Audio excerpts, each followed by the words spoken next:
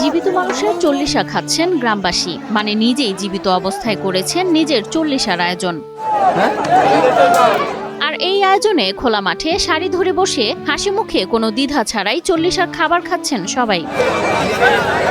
একদিকে 13.5 মণ মাংস দিয়ে চল্লিশার আয়োজন, অন্যদিকে সেজেগুজে চল্লিশা খেতে এসেছে গ্রামবাসী। আনন্দ নাকি বিষাদ বোঝা বড় দায়। গরুগুস রান্না হয়েছে 13.5 মণ, আলু হয়েছে 16 মণ, ডাল হয়েছে 20 কেজি ডাল রান্না হয়েছে। বড় বড় মাটির হাঁড়িতে পরিবেশন করা হয়েছে গরুর মাংস সহ বিভিন্ন খাবারের আইটেম।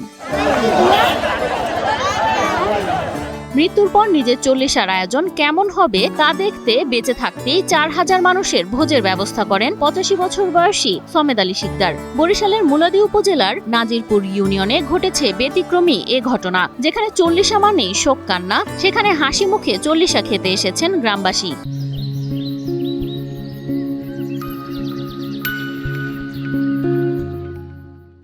পারস্পরিক সবাই সবাইকে সহযোগিতা করছে সারা রাত।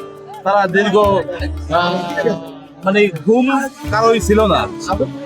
এইভাবে একটা পরিবেশ সুন্দর করে সবাই একটা ভ্রাতৃত্বের বন্ধন তৈরি করছে তারা। সমেদ আলী শিকদার হাজার হাজার মানুষের ভোজের আয়োজন করে চল্লিশাকে রূপ দিয়েছেন হাসি, আনন্দ আর উৎসবে ভরা এক ব্যতিক্রমী সামাজিক মেজবানে। আইটেম আছে এখানে আলু ঘন্টা, গরুর গোশত এবং ডাল। পুরো আয়োজনে শুরু থেকে শেষ অবধি তদারকি করেছেন সমেদ আলী শিকদার।